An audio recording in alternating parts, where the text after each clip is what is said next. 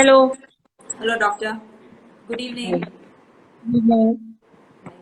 Uh, Hi, everyone. Hope all of you are well.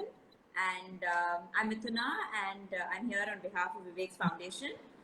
With me here is the renowned doctor Priya Vishwakumar, and she's a pediatrician from Chennai who has done about 40 plus webinars for pediatricians across India. She's also my child's pediatrician and very welcoming. So my child enjoys visits to the doctor as well. And she has treated more than 100 plus children and adults with COVID. She's also involved with charitable work with two trusts. And I'm sure your hands are full with the current situation. So we thank you for taking your time out and addressing our questions here, doctor. Thanks a lot. Can we get into the session, doctor? Can we start? Yeah, absolutely. Okay. So, doctor, some of the common questions that came up when we started the poll yesterday was how do we differentiate between a regular flu, cough, cold, fever versus the COVID-19? Several symptoms being similar, how do we know when we should think it is COVID versus a normal flu? So basically, the question that I think everyone is quite, a big dilemma. The dilemma is much for you as for me.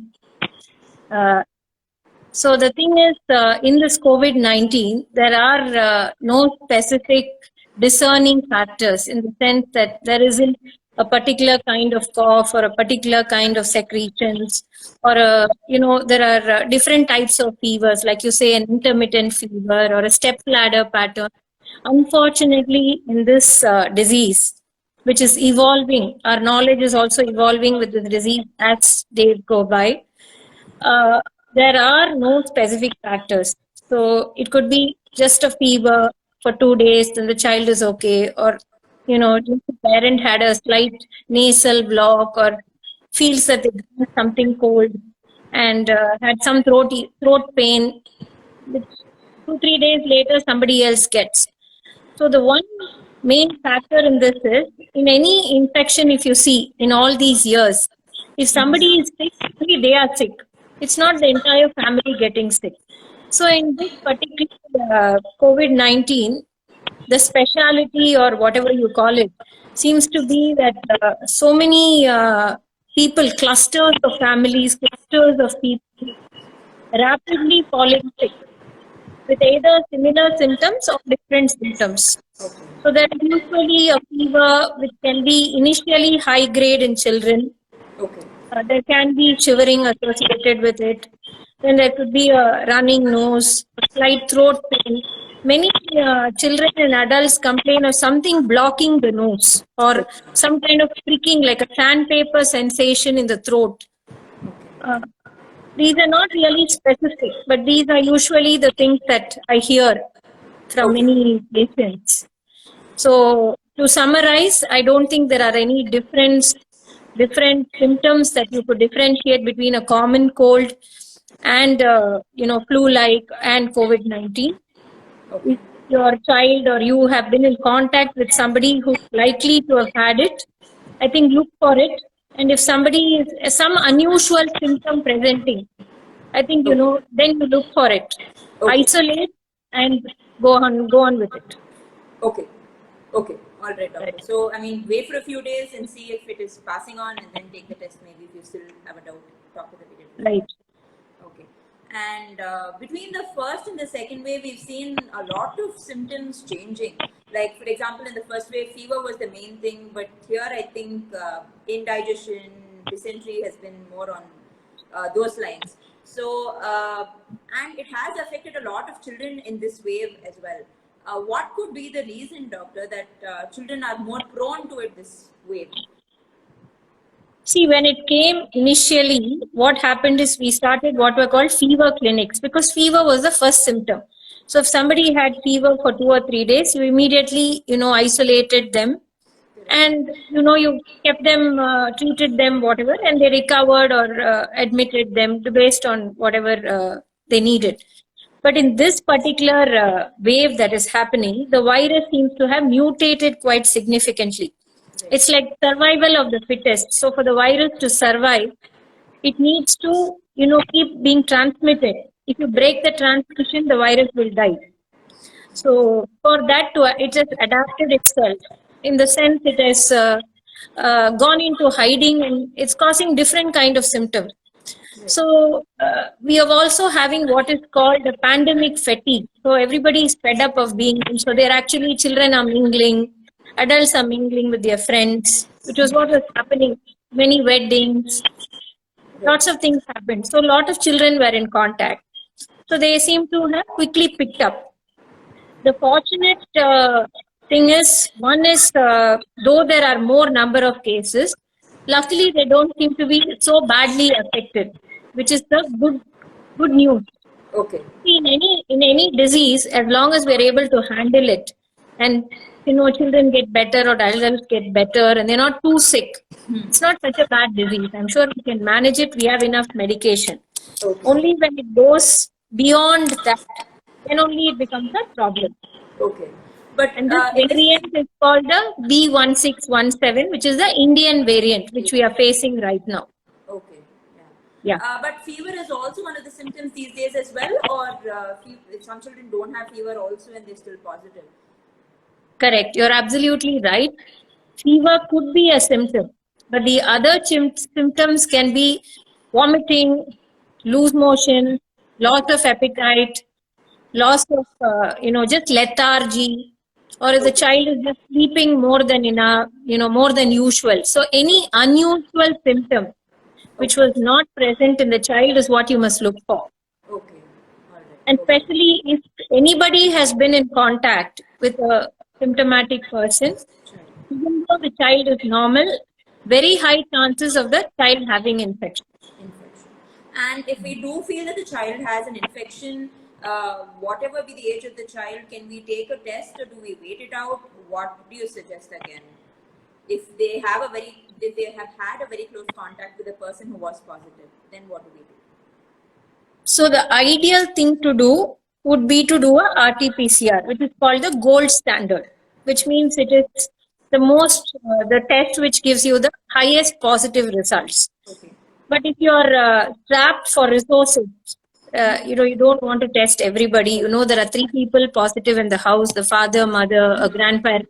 Obviously the child is going to be positive. So there is no need to subject the child to it. You treat the child as if it was positive. Okay. But I have children who are as young as 2 months who have for whom tests have been done. In newborn babies, if the mother has been positive, we do tests for the newborn baby, even at the 3rd day of life. So usually it is done after the 3rd day. 3rd, 4th day is when you do. Ideally, 4th or 5th day is the correct day to do the RT-PCR. Okay, all right. So age is no bar. Sorry, doctor? Age is no bar. Age is no bar. Okay, all right. And if they do, if they are in contact and we do treat them as a positive, how do we isolate young children? This is one of the questions that has popped up. How do we isolate them? I mean, being infants and smaller age children, it's kind of difficult to manage them alone. So what do you suggest again? So I would recommend isolating the child with a parent, either of the parents, because you're trying to protect the grandparents and other members of the family. Right. So if it's a very small child who's being breastfed, then the child can continue to be with the mother, either the mother is positive or negative. Most probably the mother is positive, whether it showed up on the test or not. It's a slightly older child, up to about 10 years of age. It is good to isolate the child only with a parent, not by themselves. They are older.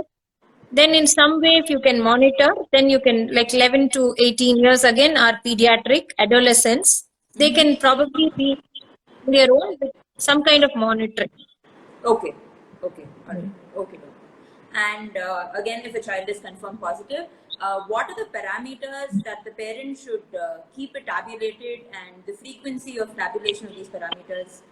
How should we do it? So why we check these parameters are to find out if there is any problem coming up.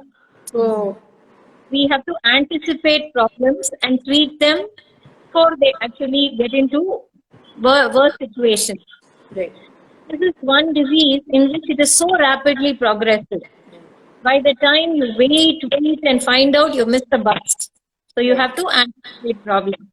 So usual parameters that I would suggest to a parent, one is temperature, oxygen saturation, heart rate is not necessary, respiratory rate at least.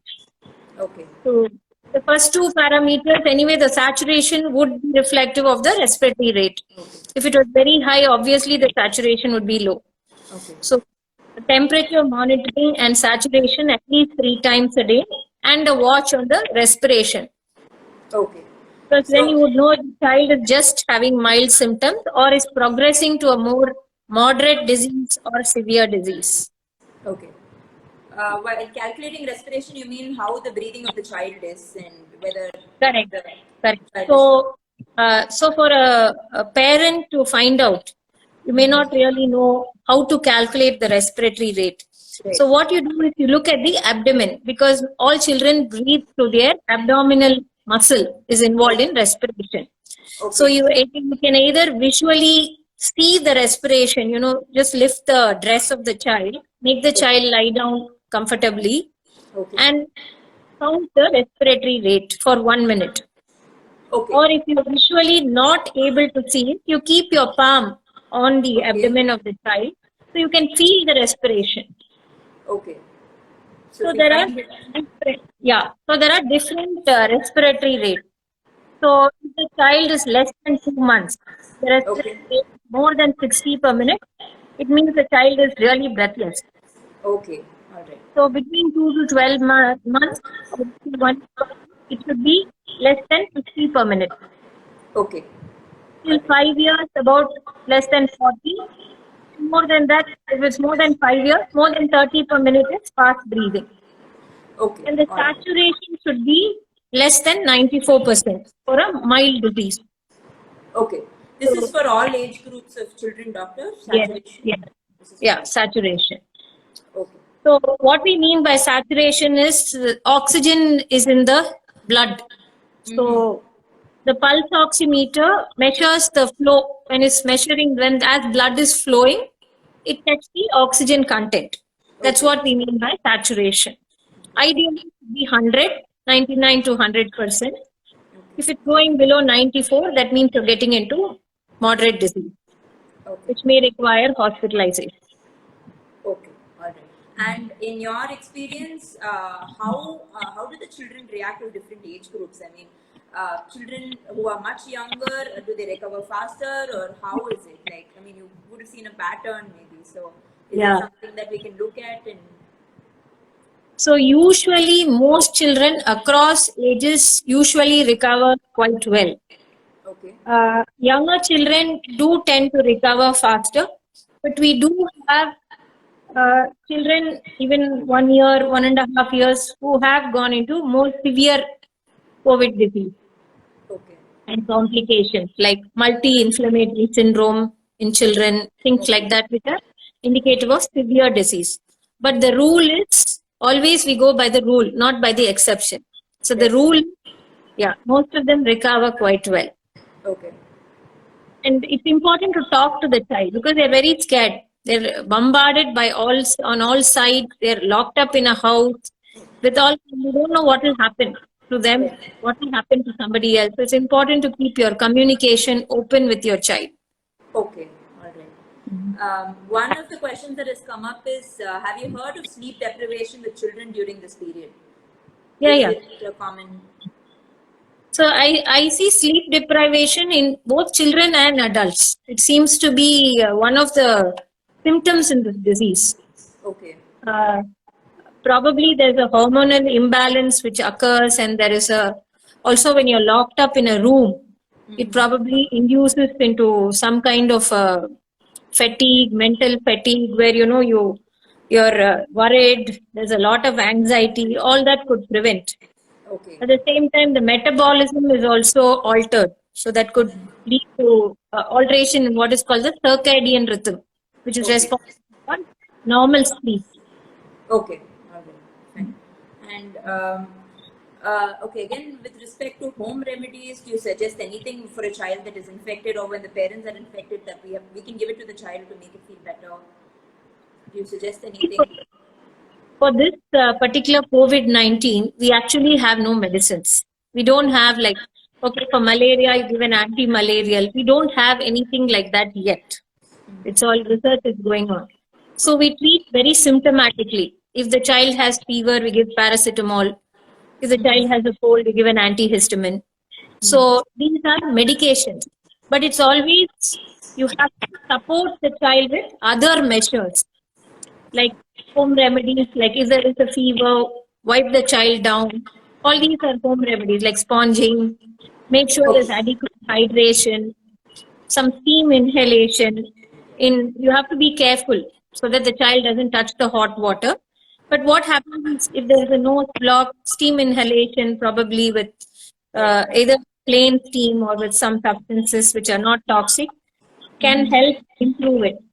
And we have many concoctions now, allopathic concoctions with tulsi and things like that. So these certain herbs are known to have specific substances which improve immunity.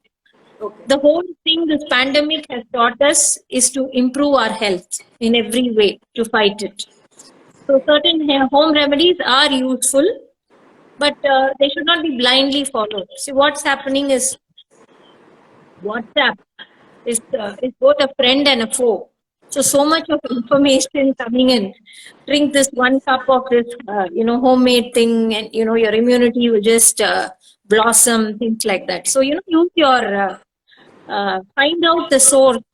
Check with your pediatrician. You don't want to give the wrong things and cause more problems at this point. You don't want to unnecessarily go to a hospital because you've just tried to do good and ended up somewhere else. Right. And it's very conflicting. Like sometimes, someone just recovers and they've been prescribed something, and your doctor prescribes something else. It's very conflicting sometimes to what to do.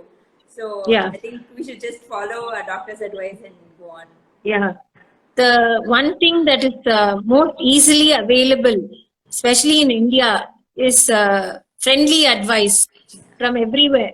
So I think, you should you find out the source of the advice and go by that. Okay, sure.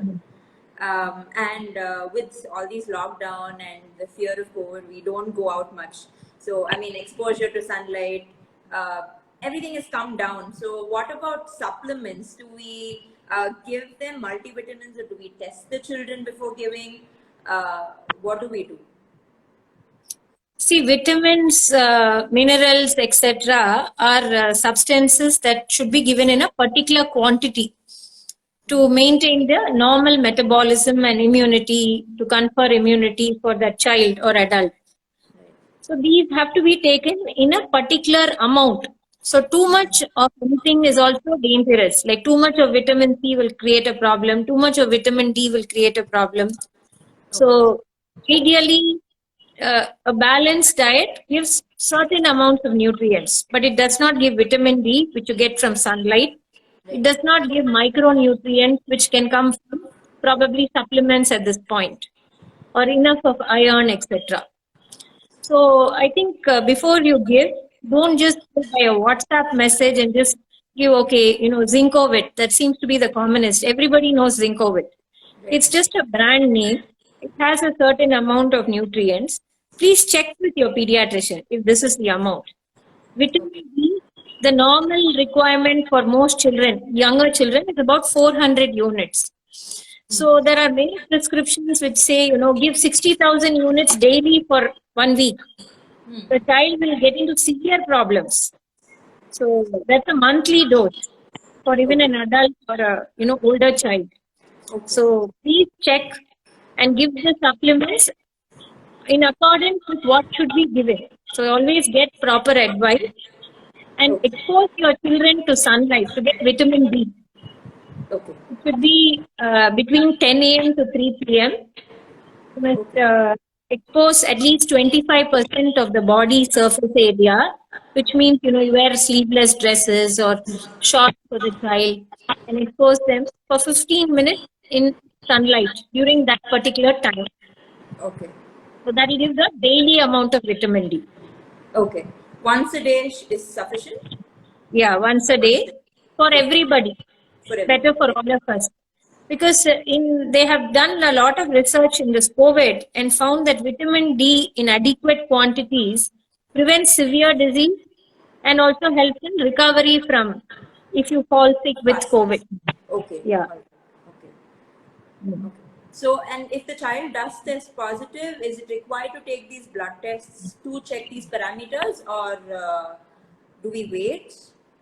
What do we do? So what we do is, suppose the child is totally asymptomatic, Right. and initially when the parents are positive and all that, and you're not sure, it's been 4 or 5 days, you're not sure if there is something, then you may need to take some blood test and a CT if necessary.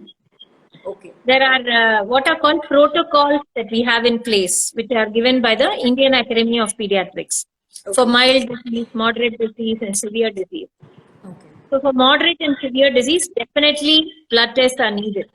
Okay. But the problem is, in this second wave, we really don't know when the child is getting very sick. We don't want a child to go from 100% saturation suddenly to 90 to 80 and get into trouble.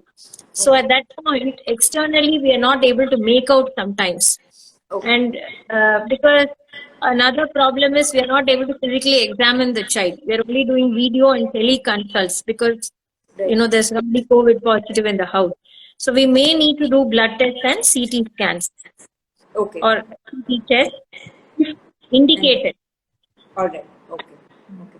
And so, children with underlying medical issues, are they more prone to the virus? Do they get sicker faster? How do we take care of them? So as in adults, we say those with comorbid conditions. So morbidity means some existing issue which is present. So similarly for children, those with congenital heart disease or kidney related disorders, or those on chemotherapy, those with cancers on chemotherapy, or those with immunodeficiencies, all these children, or even those on steroids for various other reasons. Okay. These are all children who are at the highest risk. So they should be really protected more than any other children. And even when they go outside, you must make sure they have probably surgical masks instead of just cloth masks with other children. Yeah. Okay.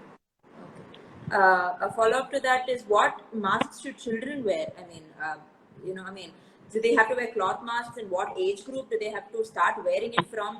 Because again, enforcing it is again the issue here for children, and I mean, it's frankly difficult. So, correct. How do we? Thankfully, instead of seeing masks being worn on the chin, we at least see more masks being worn covering the nose and mouth nowadays. So the universal protocol is children above 6 years can wear masks. Mm-hmm. But if children are younger than that and they're being taught, then definitely they must be asked to wear masks, because they actually have the highest chance. They carry the highest load. It is called the nasopharyngeal carriage. So they carry the viruses in their nose and throat. They can infect others. They can also get infection from others. So only cloth masks are recommended. Double masking is recommended in certain situations when they're exposed in very high risk areas, etc. Or if they move on. So make sure it is not very tight, too tight or too loose. It's adequately fitting, and the child is not feeling very suffocated. You can't put a mask and check oxygen saturation and say it's very low. Okay, so make sure that you protect the child. Okay.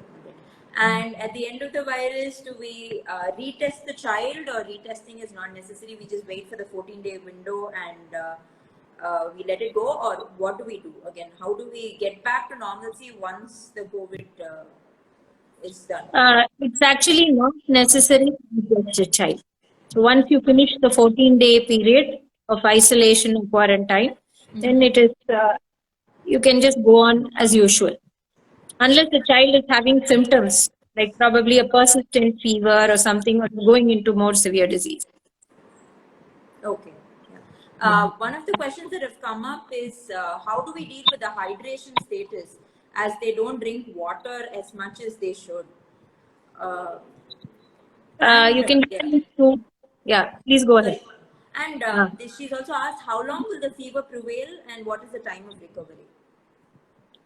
Okay, so usually viral fevers are very high for the first 48 hours. They could be continuous, very high grade, Okay. like more than 101, 102, 103, like that. Very high grade fever. And after 48 hours, usually the gap between fever or the severity of fever decreases. Okay. But in this, it can persist for some more days in a lower grade, Okay. for a week or even 10 days, the fever can persist. But we call what is called a red flag sign. That is, a red flag is something that which means you can be in trouble, so you better watch out. So the fever is persisting beyond 101, 102 for more than 4 or 5 days, which means your child may be going into more severe disease. Okay. Or, the saturation is not being maintained, or poor oral intake, like you were speaking. Okay. But even if the intake is not poor, or there's lethargy or irritability, all these are red flag signs. Coming to your hydration, some children are not fond of drinking water. So you must try and maybe liquefy other things. In that case, give some juices or soups or tender coconut water. There are no specific contraindications in the diet. So a normal healthy diet with good hydration is indicated. Okay. All right. And I know One more thing I want you to add. Is that how do you know if the hydration is enough? Right. So you check if the urination is enough, the urine is clear, and if the tongue is moist. All these will show us that hydration is good. Okay. And is there a number? I mean, like urination should be any specific count before we classify them as dehydrated or anything of that sort? Anything that is less than what is the normal thing the child does. Child does. Okay. All right. So, okay. And COVID-19, again being a new viral, do you have any studies or research about what are the long-term effects that it can have on children and adults? See, since it's a new disease, every day, as I said, there's a lot of information that is forthcoming. We're having what is called long COVID, COVID fatigue, all kinds of things coming up. In children, it does this MISC that I told you, that is the multi-inflammatory syndrome in children, can lead to, arthritis or some other things which can be there for some months before it's down. So it's like any other virus, it can lead on to autoimmune conditions. Okay. This is we don't see it very frequently, but there are children for whom I've seen these things occur.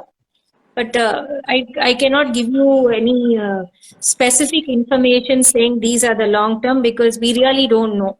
Nothing We have to watch and see. Yeah. Okay. We are just in the midst of things as it is right now. Okay. And another question that has come is, after recovery from COVID for the age group of 20, how long do they have to wait before they take the vaccine? Usually 4 weeks. 4 weeks. Or 28 days after is when you can take the vaccine. After the recovery?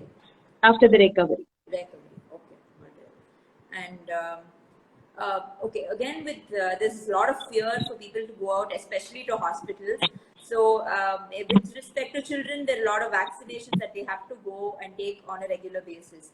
So how do we find out where to go, when to go? Should we still go ahead for the vaccinations for the children, or do we wait it out?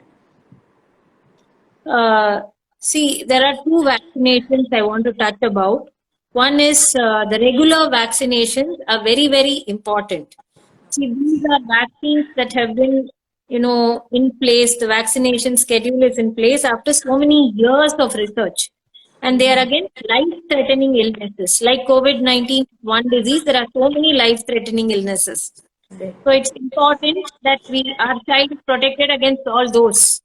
The unfortunate thing from this whole pandemic is the entire vaccination schedule, everything has got so disrupted. Parents are very worried, but it's also important that you vaccinate your child. Suppose there is a severe spike in cases, like what we are seeing now. You wait for about 10 or 14 days, after which the spike will decrease. Then you plan and go and get vaccinated. Okay. So the primary doses, the booster doses, all these are very, very important. So Okay. make sure you get your vaccines done for your child. What you can do is, one is you can try to combine some vaccines. Suppose you missed some of them over these months. Whatever can be combined, you can try and combine. So Okay. they can be given at different sites at the same visit. And you schedule what is called an appointment only for your child. So your child Okay. is only there at that time.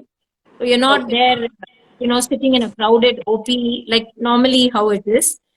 So Okay. things like that, you can keep some things in place. Okay. Second thing is to vaccinate older people, and anyone above 18 is advised vaccination. Yeah. So does vaccination, COVID vaccination. So there was a lot of controversy, lot of pros, which vaccine is best, etc. So vaccination is like a gift. It protects you against severe disease, like your flu vaccine. It's not that you will never get COVID. You can still get mild or moderate disease, but at least it won't be severe or life-threatening, which is more important. So definitely do your regular vaccinations for your children and COVID vaccination for your children whenever it is available. We don't know when it will be available. And Okay. for yourself, adults and caregivers and whoever is in your family, make sure they're all vaccinated at the whenever their chance comes. Okay. Okay. Yeah. And again, once you are infected with COVID, is there a chance of reinfection? Um how long are you safe before a reinfection? I think you're safe for a year, because that particular whatever vaccine that you got uh, can protect you against that strain, and to some extent against some other strain.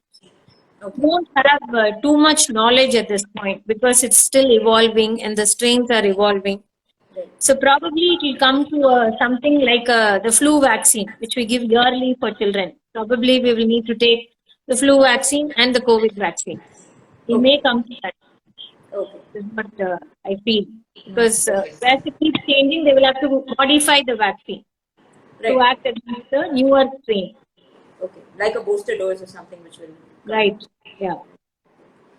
There's a question that's come up. Can you give us some information on the vaccine for children? Is it something in the pipeline or Yeah. when?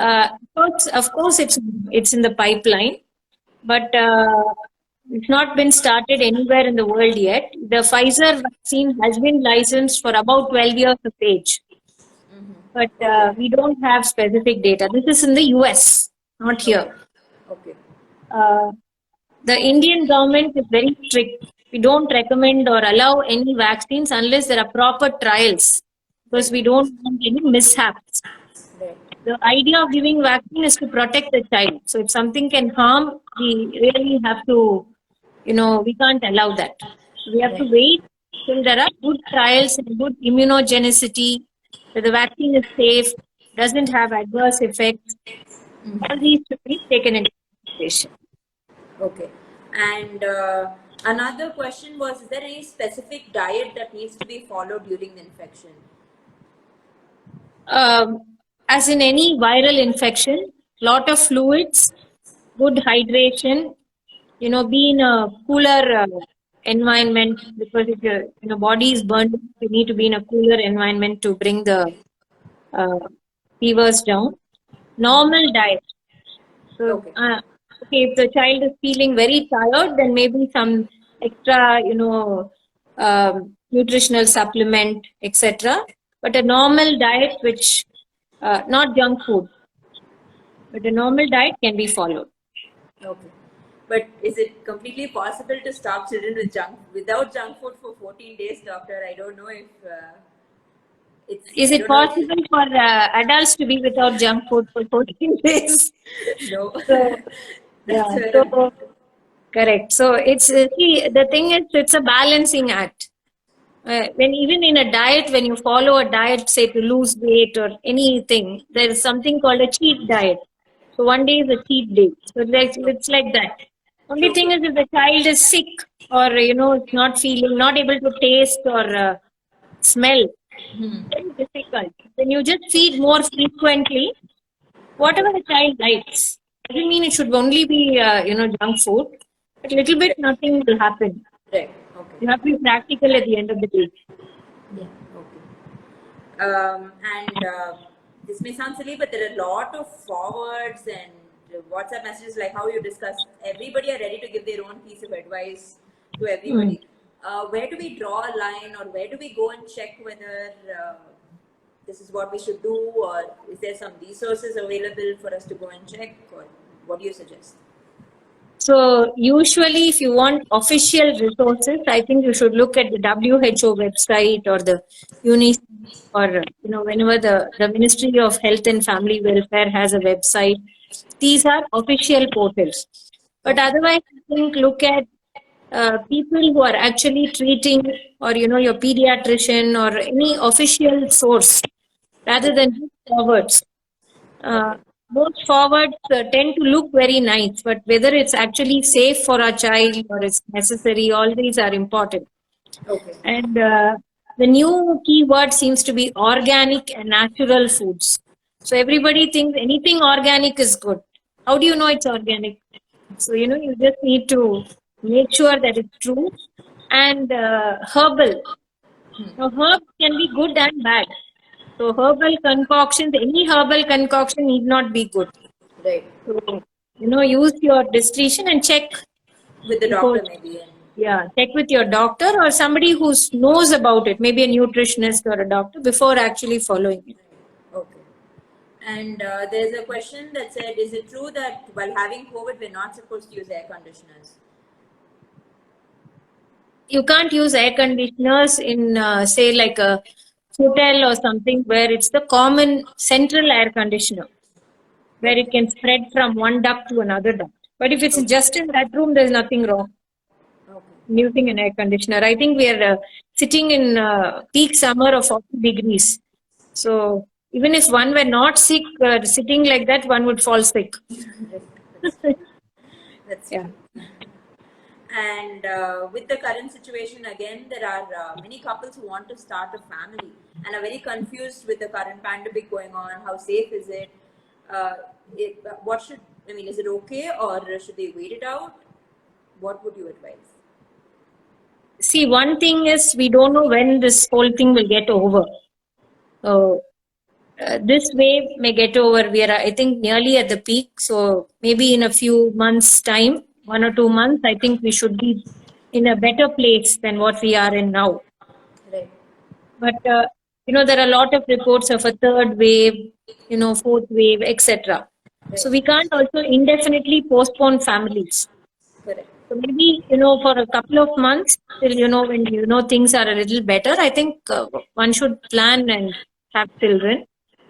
But the thing is, COVID-19 can cause very severe problems in pregnancy and for the newborn.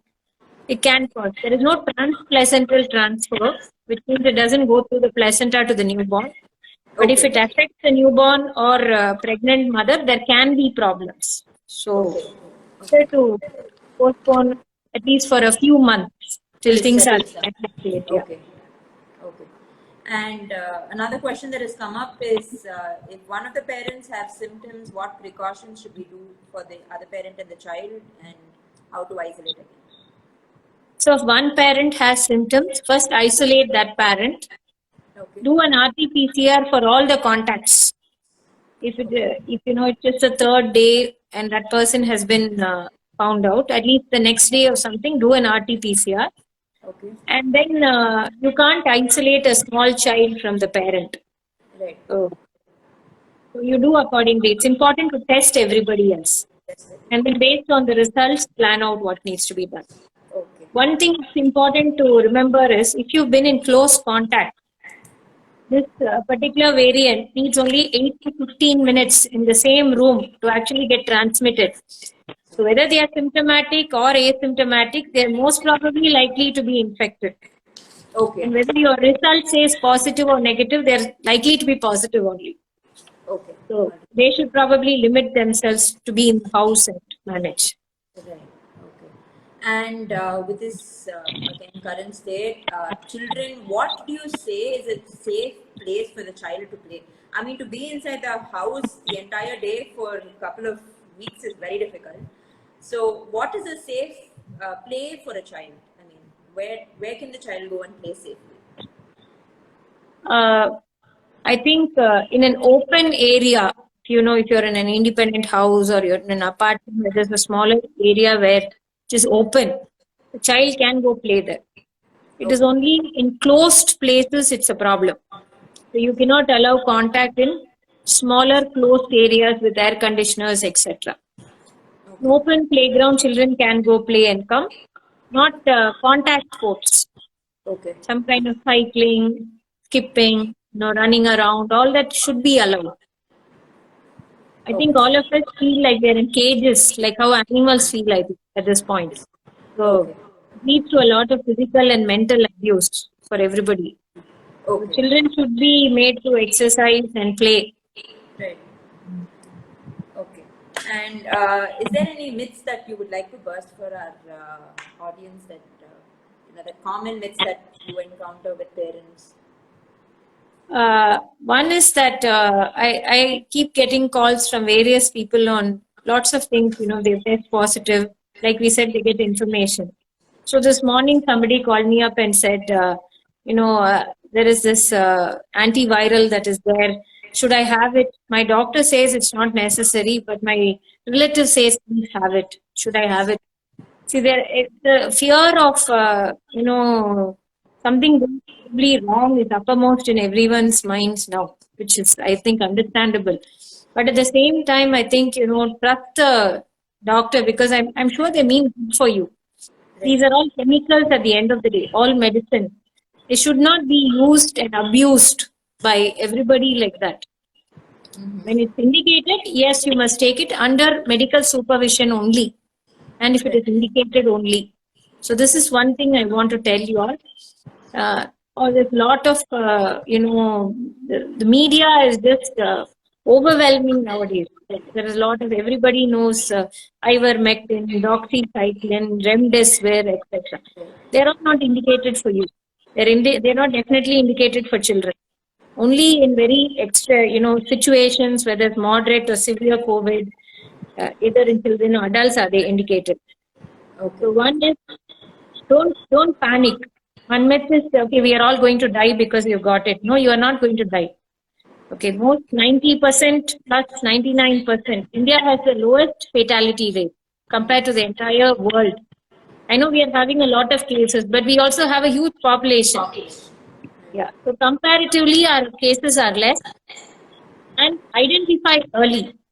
So any symptom that any of you have, either you all or your children, that is out of the ordinary, talk to your physician or pediatrician and, isolate them first and then follow it up. Okay. And what other myths would you want to talk about? I'm not able to recall. Anything that comes up across your mind. Yeah. Otherwise, it's fine. And then there's one more question, doctor. How to look for miscellaneous symptoms? I think the child is just recovered from COVID and they're looking for any watch out once the child is recovered. Anything to look out for? So once a child is recovered, usually recovery is full. We don't know if the child will have any post-COVID. Usually they don't. But we are in very early days, so I'm not sure what all we will see, as we go along. One is, once a child has recovered, within the next 1 month, I think you get your vaccination in place. Make sure the child does some slow exercises, put the child back into regular physical and mental condition. Yeah. And one thing that I would like to stress upon is mental health for children and adults. It's a very worrying time for children especially because they don't know what is the truth, what will happen to them, what will happen to their parents. They're very scared. So, make sure they, talk to you, you address their fears, let them express themselves creatively, some drawings, something by which they can tell you if they're worried. And also make sure they exercise and have proper sleep. All this will help. Okay. And too much screen time, I would like to say. Yeah. Unfortunately, school is on screens, everything is on screens. So other than that, I think, spend more time. Use this as a holiday that you've got. You probably would never get this much time with your family or your children. So use this in more constructive ways. They can, you can get your children to cook with you, to clean the house with you, many things. So we should think just of get the as creative positive as side. possible. Yeah. Like every cloud has a silver lining. I'm sure this is probably the silver lining. That's true. That's true. A last question, Doctor. Do you get some time for yourself and your family in all this chaos? Or is it bad? Well, I'm just trying to do some online yoga and things like that, because otherwise it's very, very stressful. So I'm also like, because of having to stay indoors to some extent, I'm also trying to catch up with, things that could relax to some extent. Great. Yeah. Okay. Thank you. I think that's about it. I think the questions have also been answered. Thank you so much, Doctor. Thank you, everyone, for joining in the session. We will have it recorded and it will be in the videos for you to watch it later as well. Okay, the details will be up on the site. Thank you. Thank you so much, You. Doctor. Thanks, Mithuna. Thanks, thank Vivek Foundation for this opportunity. Thank Thank you.